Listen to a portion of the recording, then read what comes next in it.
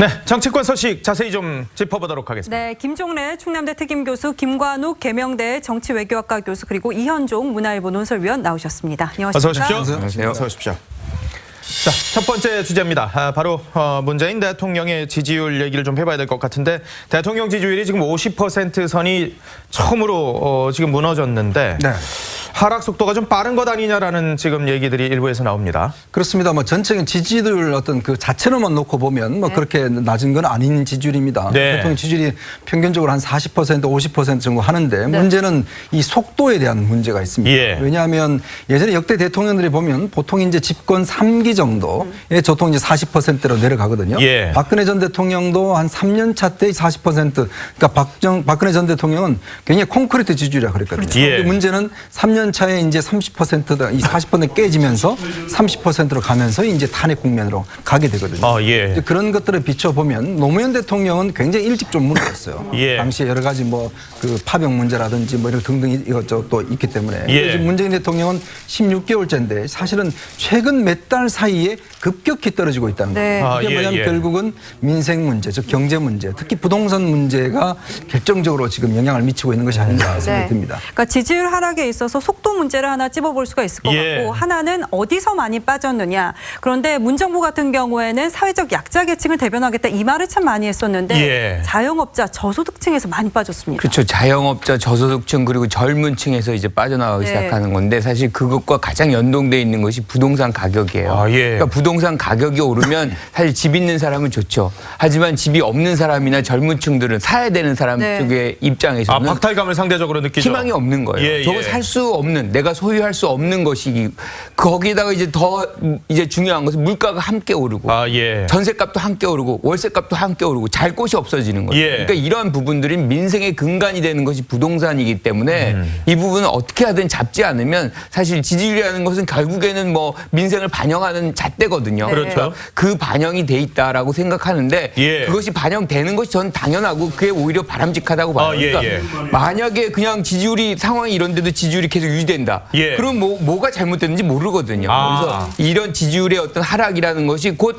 뭐가 문제점이라는 것을 현 정부에게 정확하게 알려주는 그런 어떤 좌표 역할을 할 수 있기 때문에 오히려 예. 저는 긍정적 효과라고 봐요. 원인이 뭔지가 금방이 드러나니까 그렇죠. 이게 처방도 내리기가 쉬울. 자, 여기서 그렇다면은 문재인 대통령의 지지율에 대한 우리 패널분들의 기막힌 한 줄 평을 좀 부탁드리도록 하겠습니다. 지금 하락 속도가 좀 빠르다라는 얘기들이 있는데 네. 50% 선이 무너진 문재인 대통령의 지지율에 대한 기막힌 한 줄 평. 김종래 교수님 거부터 볼까요? 떨어지는 지지율엔 날개가 점점점은 원래 오스트리아의 어떤 여류 시인 잉게보르크 바하만이라는 시인이 쓴 시집이 추락하는 것에는 날개가 있다 그런 게 있고, 우리나라 드라마는 뭐 다 그 영화도 비슷하고 있었어요. 예. 근데 뭐 방수현 씨하고 안성기 씨 나왔던 그런 것 것은 같은데. 제가 철학적 견해를 예. 가지고 말씀드린 거는 거기서 따온 것으로, 무릇 나는 것은 날개가 있으면 더 힘차게 날 수 있고, 날개가 이제 제 기능을 못하고 제 구실을 못하면 떨어지는데 예. 지금에 와서는 그 문재인 정권의 그 지지율을 오르게도 하고 나르게도 하는 그 날개가 네. 지금은 재구시를 못해서 지지율이 저렇게 떨어지고 급작스럽게 떨어지는 게 아닌가. 그런데 거기서 첫 번째는 아까 두 분도 말씀하셨듯이 예. 부동산 문제가 아닌가. 예. 그냥 이게 뭉뚱그려서 경제 문제라고 하기보다는, 왜냐하면 최근에 갑자기 튀어나온 새로운 이슈로서 부동산이지 않습니까? 그렇죠. 예. 최저임금제라든가 무슨 소득주 성장은 그동안도 쭉 내연돼 왔던 거라면 여기에 이제 불을 지른 형태가 됐는데 예. 최저임금이라든가 소득주도라든가 기타 교육 문제 같은 경우에도 관련 이해 당사자 숫자가 어느 정도 있다면 예. 부동산 문제는 그보다 훨씬 더 많은 사람이기 때문에 또 이게 굉장히 심각한 문제인데, 더군다나 안타까운 것은 역대 정부마다 부동산 때문에 골머리를 안 알아본 적이 없는데 이 문제가 또 이제 드디어 모든 정부들의 공통된 재구시를 문제였군요. 못하고 예. 있다. 그리고 그걸 재구시를 못하고 있는데 또 사람으로 치면은 이제 인사 문제인데, 장하성 정책실장의 그 말, 네. 그 강남에서 살아왔는데 강남에서 비롯다 이 얘기 같은 거는 이게 누가 뭐 지지율 할 때 엄청나게 계산하고 따져보고 해서 합니까? 그냥 그냥 정서적인 문제도 있지 않습니까? 그런데 예. 불을 지르고 또 김수현 수석 같은 사람도 그렇고 게다가 이제 또 통계청장 경질처럼 코드 인사가 전반적으로 번져 있는 것도 그렇고 예. 그와 함께 거기다가 또 하나 짚고 싶은 것은 다른 문제도 있지만 소통 문제 같습니다. 예? 소통. 과거 그 문재인 정부가 처음 출발했을 때만 해도 저분은 정말 소통의 달인, 그럼요. 소통의 왕처럼 보였는데 예. 최근에는 이 남의 얘기를 듣는 국민이 또 다른 의견을 듣는 거 예를 들면은 저소득 영세상이라든가 예, 이런 예. 사람 듣는 것보다는 일방적으로 자기 이제 정권 사람들이 주장을 하고 있고 또 하나는 중구난방용으로 얘기하는 거. 뭐 당 대표는 세금을 올려야 된다. 누구는 전세 보증금 대출을 어떻게 해야 된다. 임대사업자 소득 혜택 주는 걸 완화해야 된다. 거기다 또 어느 국회의원 하나는 나라에서 거의 국가보안법 수준의 국가 기밀에 해당되는 부동산 문제 정보를 싹 가져다가 그 일반에 흘리고서 그걸 그 건교의 국회가 어떤 상임위에서 배제하는 걸로 뭐 그냥 넘어가려고 하는 이런 것들이 전부 엉겨서 그런 거 아닌가. 그래서 마지막으로 덧붙이고 싶은 건 북핵 문제의 약간 모호성입니다. 이게 늘 풀리는 것 같은 느낌이 잘 안 들고 북한 김정은은 뭐 우리 대표단이 갔을 때 그래 밥 한 끼도 제대로 안 먹여서 내려보내는 그런 무례를 하지 않는가 하면 많은가 하면 밥은 줬죠.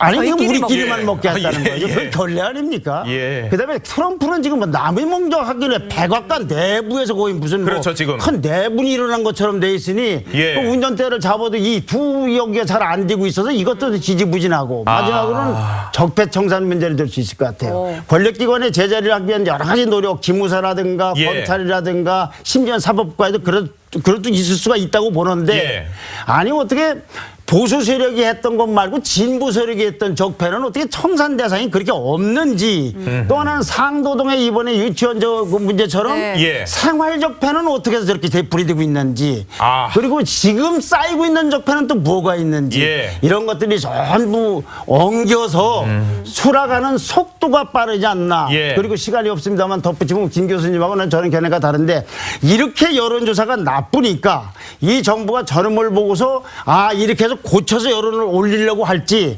아니다. 여론이 잘못됐다든가 보수 언론이 잘못됐다든가 반대자들이 잘못됐다고 해서 그 받아들이는 관점이 좀 다르지 않을까 하는 걱정도 앞섭니다. 무겁게 받아들이고 있다 그러니까요. 김 교수님은 민생은 지지율의 핵심, 부동산은 민생의 핵심. 그러니까 결국엔 뭐 민생과 부동산의 문제가 지지율을 끌어내리. 지금 우리 김종래 교수님 말씀하시면 국내외적인 모든 나쁜 것들은 다 대통령 책임으로 대통령 책임이고 그래서 지지율이 내려갔다 뭐 이렇게 말씀하시는데 사실은 우리가 지금 4개월째 한 34%가 급락을 해요. 근데 그 시점을 보면 최저임금 수준이 이제 올라갔을 때부터 이제 점차적으로 내려오고 그것이 부동산 가격과 연동이 되면서 지금 이렇게 더 하향 곡선이 더 확실하게 그려지고 있는 것인데 지금 뭐 말씀하신 대로 여러 가지 부정적 효과가 있죠. 하지만 우리가 어디서 빠졌느냐를 이렇게 본다 그러면 지금 말씀드린 대로 민생 영역이 가장 크다. 근데 그 중에서도 부동산이 가장 크다는 것이 한국의 어떤 대부분의 국민들의 사실은 자산의 80%가 부동산이에요. 그렇죠. 그러다 보니까 오르는 것에 대한 어떤 그 기쁨을 느끼는 사람들이 굉장히 많습니다. 그리고 이제 이게 역사적으로 이게 반복되어 왔어요. 이게 오를 것이다. 근데 아까 좀 전에 말씀드렸다시피 이걸로써 사실은 피해자들이 발생합니다. 그러면 미래 세대는 희망이 없어지는 거예요. 누군가는 이제 희망을 보고 여기에서 돈을 이제 재산을 증축시켜 나가지만 사실 젊은 세대나거나 뭐 소득이 별로 없는 사람들한테는 오히려 절망만 가득 되는 그런 장면이죠. 그래서 저는 궁극적으로 지지율의 핵심은 결국엔 부동산이고 이 부동산 문제가 해결이 안 되는 한은 결혼도 안 하고 출산도 안 하고 아니 뭐 사실 거주할 데가 없는데 누가 결혼하고 누가 출산합니까? 그래서 이 문제는 가장 근본적인 한국 사회의 문제다. 그래서 이거는 뭐 지지율을 떠나서 이것이 가장 중요한 얘기다라고 얘기를 하고 싶어요. 이현종 의원님께서는 옛날이요라는 평을 주셨습니다. 뭐 노래인데요? 3, 4월, 5월 남북 정상회담 그때만 해도 지지율이 굉장히 높았었죠. 엄청났었거든요. 그렇죠. 이게 사실은 어떤 면에서 보면 5년 단임제의 어떤 뭐 당연한 결과물이라고 이야기할 수가 있는데. 근데 문제는 이제 문재인 정부는 사실 노무현 정부의 어떤 승계받은 정권이라고 이야기를 하지 않습니까? 그러면 그때 당시의 어떤 실패, 반면교사를 충분히 했을 그런 기회가 있었는데 불구하고 사실 이번 정권의 가장 큰 임무는 뭐냐면 결국 이제 우리나라 제조업 자체가 상당히 이제 위기에 처하는 국면, 또 4차 산업을 일으켜야 되는 그런 상황들, 즉 이 노동계층의 구조조정을 해야 되는 그런 어떤 과제가 있었습니다. 그러면 초창기에 정말 인기가 좋고 이렇게 할 때 사실 이제 미래의 어떤 이 새롭게 살아날 수 있는 어떤 면에서 보면 좀 개혁을 했어야 됐어요. 그런 걸 뭐냐면 사실은 노동계 구조조정이라든지 이런 걸 했어야 됐는데 그 좋은 시간들 어떤 면에서 보면 적폐청산이라는 걸 통해서 다 해버렸거든요. 즉 이게 뭐냐면 적폐청산은 사실은 겉으로 보면 사람들이 박수는 칠 수 있습니다. 그러나 우리의 생활은 별로 바뀌는 게 없어요. 그러니까 내 생활이 바뀌는 거를 미리 정말 이 정권이 인기가 좋을 때 미리 나쁜 걸 사실 해야 되거든요. 근데 그거를 딱 해놓으면 나중에는 서서히 살아나기 시작합니다. 그래서 이제 점점 더 일자리라든지 뭐 등등이 생기기 시작하는데 문제는 그 좋은 시간들을 그냥 보내버렸다는 것이죠. 왜냐하면 또 부동산 문제 같은 경우만 해도 당시에 노무현 정부의 거의 데자뷰처럼 똑같은 정책의 지금 실수를 반복하고 있는 것이거든요. 그런 면에 비춰봤을 때는 너무 이 속도가 빠르고 또 한편으로는 앞으로 좋아질 가능성이 있으면 괜찮아요. 근데 문제는 일자리 문제 같은 경우에는 지금 사실 그렇게 좋아질 가능성이 없습니다. 왜냐하면 구조적으로 이미 이제 큰 제조업 일자리는 없어지고 오히려 4차 산업혁명이나 이쪽 혁신성장 쪽에서 일자리가 나야 되는데 그거는 지금 막혀서 규제 때문에 안 되고 있잖아요. 그래도 정부는 뭐 올 연말이나 아니면 내년 상반기까지는 일자리가 충분히 좋아질 것이다. 이렇게 계속 예측을 하지 않습니까? 그러려면은 사실 국회 쪽에서 굉장히 규제를 많이 혁파를 해주고 기업들한테 좀 많이 붐업을 시켜야 돼요. 예전 김대중 정권 시절에 우리가 그때 벤처붐 일어났잖아요. 그 정도 되는 만큼의 뭔가 4차 산업과 관련된 좀 분위기들을 띄워줘야 되거든요. 이번에 은산분리도 대통령이 워낙 원하셨는데도 국회에서 힘들었었고 원격 의료도 사실 대통령은 말씀을 하셨는데 국회에서 여당 내에서도 사실 좀 힘들었던. 이게 새로운 먹거리가 새로운 방향이 생기면 그쪽과 관련 수요가 급속도로 늘게 되면서 뭔가 새로운 또 분위기가 되거든요. 근데 지금 그게 사실은 어떤 면에서 보면 여당 국회의원들이 반대 때문에 막혀있기 때문에 이거는 사실 제가 볼 때는 좀 어렵지 않을까라는 생각이 듭니다. 그리고, 그리고 제가 약간 부연 설명을 드리는데 저는 지금 이 우리 저런 여론조사가 문재인 대통령 한 개인 모든 사람과 떨어진 개인에 대한 지지라고 저는 보지 않습니다. 이 정부가 이끄는 현 상황에 대한 불만 뭐 여러 가지 있는 거 아니겠습니까? 그래서 아까 김 교수님 말씀이 있었기 때문에도 제가 설명을 하자면 이 세상 모든 문제가 문재인 대통령 때문에 그렇다는 게 아니고 지금 상황에서 이 추락하고 있는 날개들이 제 기능을 못하는 여러 날개를 제가 열거를 하고 설명을 드립니다. 자, 여기서 근데 또 아까 언급하셨습니다마는 부동산 문제가 지금 사건의 지금 여러 가지 지지율의 핵심이라고 김관욱 교수님이 말씀하셨는데 이 와중에 더불어민주당 신창현 의원이 이거 그린벨트 해제되는 신규 택지 후보 이거를 또 유출을 해서 지금 논란이 되고 있는데 이거는 또 어떻게 봐야 됩니까? 이분의 지역구가 의왕 과천이더라고요. 그렇죠. 의왕시장도 또 하셨었고요. 지금 검토되는 지역 중에 하나예요. 그러니까 이거를 이제 공개함으로 해서 본인이 부각이 되고 이것을 차기 총선에서 좀 활용하려고 하는 그런 속내 속에서 한 것 같은데 그런 차원에서 이제 뭐 자유한국당이라든가 야당에서는 비판이 굉장히 많죠. 그렇죠. 그리고 뭐 고발도 한다고.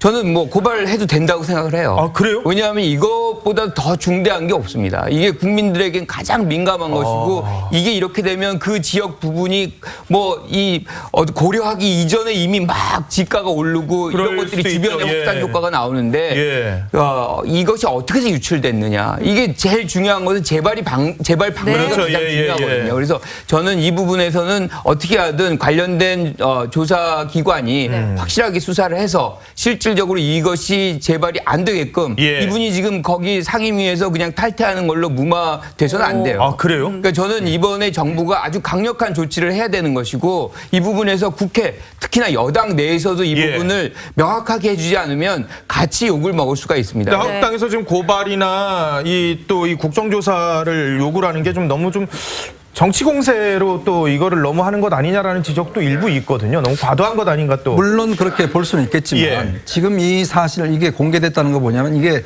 개발 계획에 이게 굉장히 민감한 문제고 엄청난 돈이 달려 있는 문제입니다. 만약에 오맹각에서도 만약에 개발 계획을 하루 전에 알았다고 생각해 저도 돈 있으면 빚이라도 당연히 얻어서. 투자하겠죠. 그러니까 이게 뭐냐면 네. 결국은 이 국회의원이 알게 된다는 것은 여러 명이 일단 LH나 이런 데서 뭔가 유출됐다는 뜻 아니겠습니까? 그리고 본인이 이 지역구 지역 의원이에요.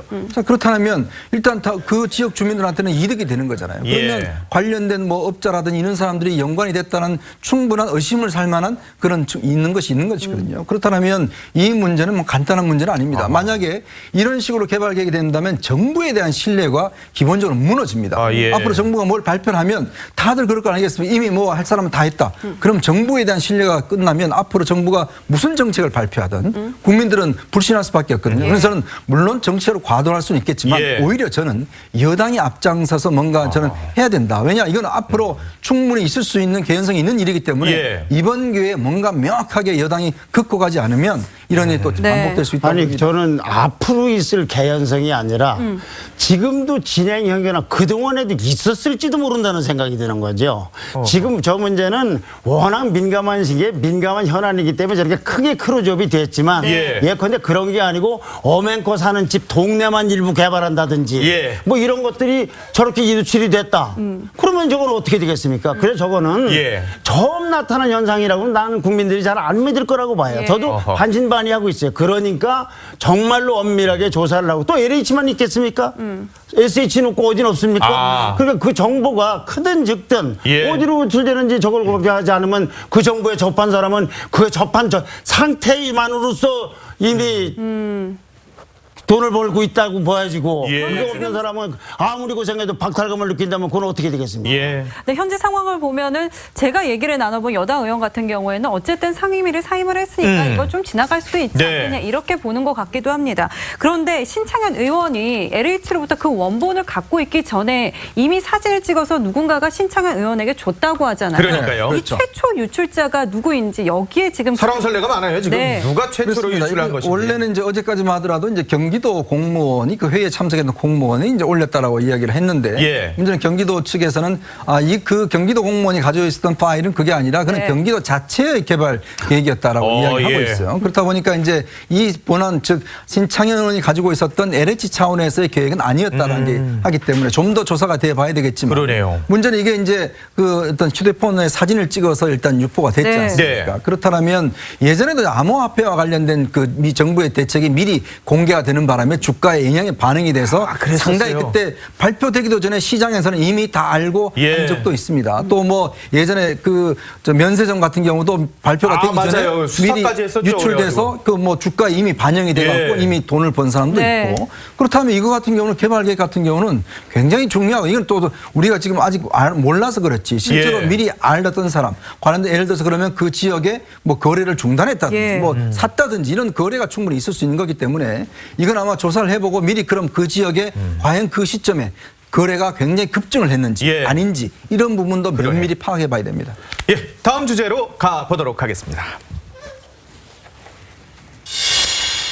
네, 작년이었죠.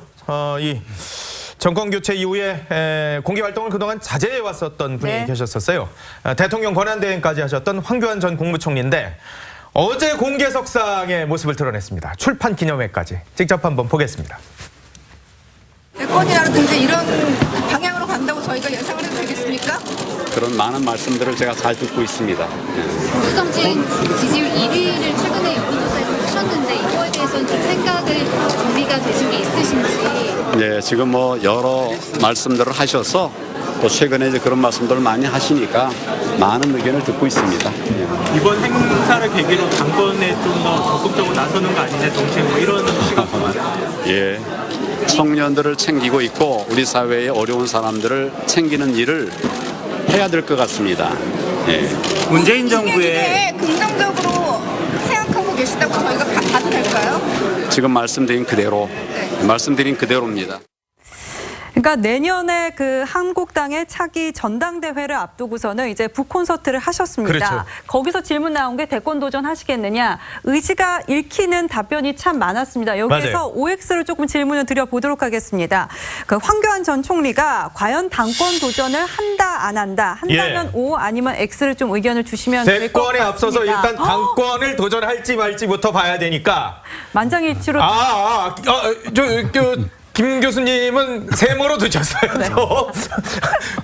우리 김관욱 교수님은 무조건 저기 당권 도전을 할 거다라고 보시는 거군요. 네, 뭐 지금 인터뷰 나왔지만 저 정도 의사 표현이면 굉장히 강력한 의사 표현이에요. 아, 그리고 그래요? 중요한 거는 청년이라든가 교육이라든가 지금 문제가 되고 조금 뭐 복지라든가 예. 그러니까 취약 부분에서 본인이 좀 잘해서 역할을 그런 하겠다. 어떤 뭐 이 청사진을 내세우고 그걸 통해서 뭐 당권 도전하고 대권으로 가겠다 뭐 이렇게까지 읽히는 거거든요. 예. 그리고 시기적으로도 지금이 맞아요. 왜냐하면 1월 달 또는 2월 초가 전대라고 한다 그러면 지금 사실은 4개월뿐이 안 남았거든요. 그래서 그러네요. 드러나지 않았지 아주 잠재적인 후보군들은 이미 마구 이제 뭐 이 조직을 하고 있을 때예요. 예. 그런데 이제 출판 기념회를 했다는 것은 일종의 깃발을 꽂았다라고 이제 할 수 있겠죠. 아, 나올 것이다. 그리고 지금 나오신 예. 어제 오신 분들도 뭐 정종섭 의원이라든가 과거 친박계들이 이제 사실 대거 모였어요. 대거 모였죠. 그러니까 예, 예. 지금 친박계는 좌장이 없잖아요. 그러니까 어허. 이것이 또 중요한 것은 뭐 이 공천과 연동이 되기 때문에 예. 공천에서 뭔가 담보받기 위해서는 뭔가 이제 우리가 얘기하는 뭐 깃발을 든 사람을 따라다녀야 되겠죠. 아니 근데 황교안 전 총리 하면은 박근혜 전 대통령의 그림자가 상당히 강하잖아요. 그런 와중에 황교안 개가 형성이 될 수가 있을 그런데 거라고. 이번에 여론조사를 보면 예. 그러니까 보수층반을 보면 1등 압도적인 그렇죠. 1등이에요. 예, 그러니까 보수층만 당 본다면. 내에서는 사실상 적수가 없다고 해도 과언이 아닌 상태이기 때문에 저는 많이 몰릴 거라고 봐요. 네. 아, 근데 김종래 교수님은 원래는 나올 것 같다고 생각하셨는데 가다가 살짝 돌리셨어요. 아니 그게 아니라 이거 조작하는 과정. 이거 조작이 아니라 이거 놓는 과정에서 처음부터 그랬습니다. 저는 저분이 예. 정치를 하고 싶은 꿈은 뭐 있는 것 같다고 읽혀집니다. 아, 예, 예. 들리는 얘기도 그렇고. 근데 당권 도전을 물으셨잖아요. 예. 질문에. 그건 국민들이 뽑기보다는 당원이 뽑는 거죠. 결정인데 당권은. 지금 뭐 한국당의 내부 현실상 저분에게 많이 쏠려 있는 분들은 주로 친박 성향을 가진 분들인데 맞아요. 예. 어제 오신 분들을 본다면. 네, 이런 분들만의 힘으로 또 그런 분들이 결사적으로 또 지원할지도 모르지만은 예. 지원했을 경우에 과연 승산이 있을까? 그런데 황교안 총리로서는 저기서 승산이 없을 때 도전할까? 아하. 그래서 저는 의문 보고 아, 예, 예. 이걸 관해서 이제 저 황교안 총리에게 주문하고 싶은 건 기왕의 정치를 하려면 예. 적어도 반기문 전 유엔 사무총장처럼은 하지 말기를 좀 바라고요. 왜요? 하다가 중간에 그렇게 덜렁 그만두고 하면 어떻게 됩니까? 아주 마스터 플랜을 세워서 처음부터 끝까지 기승전결이 있는 정치를 해야 되는 예. 게 아닌가. 돌아와서 한 달 만에 그만두거나 이렇게 되면 뭐 이상하지 않습니까? 두 번째는 김병준 위원장이 예. 비대위원장이 됐지 정상적 위원장이 아니지 않습니까? 아, 예. 근데 비상대책위원장으로서 뭘 비상 이렇게 하고 있는지에 대한 그것이 잘 안 보이는데 아, 예. 자꾸 본인이 역할이 덜하고 축소될수록 이런저런 사람들의 당권 도전 소리만 더 올라오고 아하. 그것이 과연 보수 세력 전체에 득이 될 건가 안 될 건가를 예. 좀 생각을 해봐야 되지 않나 싶습니다. 네. 위원님도 당연히 당권에 도전할 것이다라고 보시는 겁니다. 그렇습니다. 뭐 일단 객관적 주관적 요건이 어느 정도 이제 맞춰져 가는 것 같아요. 왜냐하면 일단은 지금 어제 보면 친박계 의원들이 상당히 모이고 있어요. 예. 그래서 예. 친박 조직이 그래도 밑에까지 여전히 살아 있습니다. 즉 김병준 위원장이 아직까지 친박에 대한 조직적인 어떤 하지 않고 있거든요. 개혁 예, 자체를. 예. 그렇기 때문에 아마 본인들도 아마 뭉칠 가능성이 있고 그다음에 이제 황교안 전 총리 입장에서 보면 일단은 발을 들여야 된다. 만약 당선되지 않더라도 어느 정도 친박의 좌장 역할만 충분히 할 수 있다라면 예. 차기 총선의 공천에 영향을 미칠 수가 있고 예. 또 그다음에 이제 자기가 대권을 도전할 수가 있고 또 보수층들은 다른 데로 예를 들어 황교안 총리가 나올 경우에 나름대로 또 결집될 수 있는 가능성이 있기 때문에 예. 저는 지금 상황에서는 뭐 충분히 계산해 볼 만한 이고 아마 다 내년 전당대 된다라면 예. 친박과 함께 조직적으로 움직일 가능성이 저는 크다라고 봅니다. 그런데 지금 한국당에는 지금 굉장히 비대위가 좀 곤혹스러워하는 두 분이 계세요. 이분들도 당권 주자일 수 있어요. 홍준표 전 대표하고 김무성 전 대표예요. 비대위가 그래서 이 두 사람에 대해서 당권 도전 다시 못하게 하는 방안을 뭐 고려해보겠다 이런 뉴스까지 나왔었거든요. 저는 그거는 불가능하다고 생각합니다. 그래요? 그러면 당이 깨질 거예요. 아. 그러니까 이게 요번에 당 대표라는 거는 공천권을 쥐고 있는 거기 때문에 그렇죠. 이미 그 밑에서 이제 일종의 개파가 형성이 됐는데 다른 이제 당 대표에게 간다. 그러면 사실 공천을 못 받는 확률이 있기 때문에 이거는 예. 그냥 대표를 뽑는 것이 아니라 예. 죽기 살기에 뭐 자기 정치 생명에 걸려 있는 것이기 때문에 만약에 이 두 분 일종의 대주주의 급에 있지 않습니까? 네. 예, 예. 이 두 분을 배제시킨다는 거는 아마 그 전에 김병준 비대위원장이 뭐 자리를 유지하기가 좀 쉽지 않지 않을까. 치열한 권력 싸움이 그러면 있을 것이다. 김 교수님은 어떻게 보세요? 저도 저렇게 본인들이 나오는 것 자체를 나는 반대한다는 주장을 하는 건 모르지만 이걸 어떤 규정으로 해서 금지한다는 건 좀 그럼 무슨 뭐 구체적으로 무슨 뭐 때문에 그렇다라는 게 없이 막연한 그 저건 있을 수 없다고 보고 아하. 정 본인들이 나온다면 표로서 응징을 해서 싫은 사람들이 경우 투표로서 탈락시키고 하면 되는 게 아닌가. 저는 좀 안 된다고 생각이 돼요. 아니 근데 지금 상황을 보면은 최근에 김성태 원내대표가 한국당의 뭐 교섭단체 연설 대표랄지 아니면은 뭐 주요 이슈마다 굉장히 독한 말을 엄청 직설을 지금 네, 원조라고 할 수 있는 이제 홍준표 전 대표가 한국행을 한다고 합니다. 그렇죠. 과연 홍준표 전 대표 같은 경우에는 그렇다면 당권 경쟁에 나설지 어떻게 예측을 하십니까? 일단 지금 15일 날 아마 귀국하는 걸로 돼 있죠. 그리고 이제 뭐 하여튼 다시 대한민국 돌아오겠다라는 이야기를 페이스북을 통해 공적으로 했으니까 아마 측근들은 이제 미국 가서 좀 더 있다 오자라고 이야기를 했는데 본인은 안 되겠다, 가야 되겠다. 해서 페이스북 정치도 원래 안 하신다고 했는데 페이스북 결국은 도저히 근질근질해서 못 참으신 모양인데 일단 아마 정치는요 가장 무서운 게 결국 잊혀지는 겁니다. 즉 국민들이 찾지 않고 잊혀지는 게 정치인으로서는 굉장히 두렵거든요. 그런 측면을 봤을 때는 저는 홍준표 전 대표가 아마 15일 날 와서 왜냐하면 지금 다 포커싱은 내년 초로 맞춰져 있어요. 내년 초 왜냐하면 지금 김병준 비대위가 내년 초 이후까지도 전대를 늦추기는 힘들 겁니다. 왜냐하면 원래까지는 뭐 여러 가지 명분 때문에 할 수 있겠지만 내년 초까지 미룬다고 한다면 아니 이래 비상사태가 무슨 뭐 계속되느냐 이런 문제가 생길 수가 있거든요. 그러면 내년 2월 3월 전당대회를 기점으로 한다면 홍준표 전 대표도 저는 영남을 중심으로 해서 충분히 아마 도전할 가능성이 있고 그래야지만이 본인도 아마 살 수 있다는 생각을 할 겁니다. 그렇군요. 알겠습니다. 여기서 두 분과는 인사를 나누도록 하겠습니다. 고맙습니다. 고맙습니다.